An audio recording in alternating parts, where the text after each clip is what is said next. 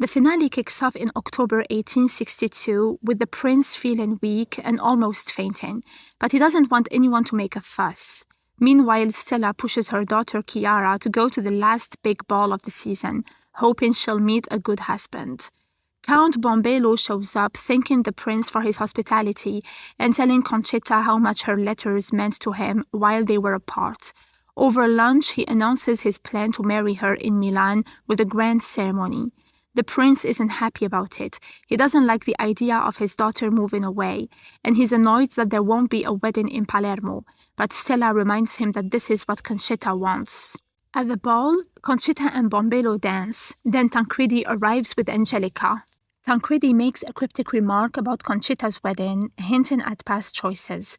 The prince shrugs it off, saying Conchita and Bombello are a good match and that distance doesn't matter. But Tancredi, clearly full of regret, admits he never really deserved Conchita. The prince reminds him that he made his choice. He picked Angelica, and that's that. Meanwhile, Francesco, overwhelmed by the pressure of inheriting his father's responsibilities, admits he's scared. The prince tells him to relax and enjoy the night. Angelica confesses to Conchita that she sometimes catches Tancredi looking at her differently, as if he only sees her humble background. She then admits that Conchita was the one who should have married him. Tancredi and Conchita have a private conversation. He reminisces about Sicily and admits he misses her. He praises Bombello, saying things turned out as they should, but in a moment of emotion, Conchita kisses him. Leonforte begs the prince for help, revealing that Russo and his men are scheming to buy his land at a dirt cheap price. The prince says he has no ties to Russo anymore, but understands the frustration. His own land was taken too. Since he can't buy it back himself, he arranges for the senator to purchase it fairly.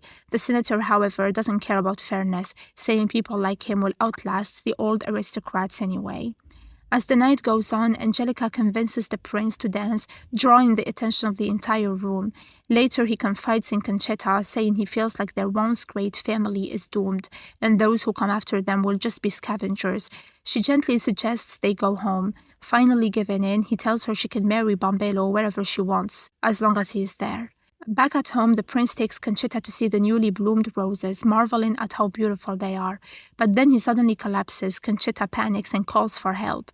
The doctor gives grim news. The prince is dying. Stella breaks down in tears, and Francesco promises to make his father proud. Drifting in and out of consciousness, the prince sees visions of little Conchita. Tancredi arrives and finds Conchita by her father's side. He quietly offers comfort, touching both her hand and the princess. Meanwhile, Conchita makes a big decision. She calls off her engagement to Bombello, admitting she doesn't want to go through with it. Bombello asks if she ever truly thought they'd marry. She says yes, then he quietly leaves. In his final moments, the prince looks back on the best parts of his life, his marriage, horseback rides, and the simple joys. He asks for fresh air one last time before passing. Tancredi, devastated, embraces him. After the funeral, Francesco takes over as the new prince. Conchita, now in charge, makes sure Russo gets outbid, using his own employer's money to take back the land for the family. Meanwhile, life moves on. Chiara gets married, Caterina joins the church, and Calogero aligns with Garibaldi. Angelica keeps up her affair with Ambassador Charroux but finds it unfulfilling.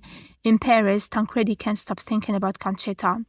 As for Conchita, she never marries and dedicates herself to running the Selina estate. The episode ends with her riding through the land, fully stepping into her new role.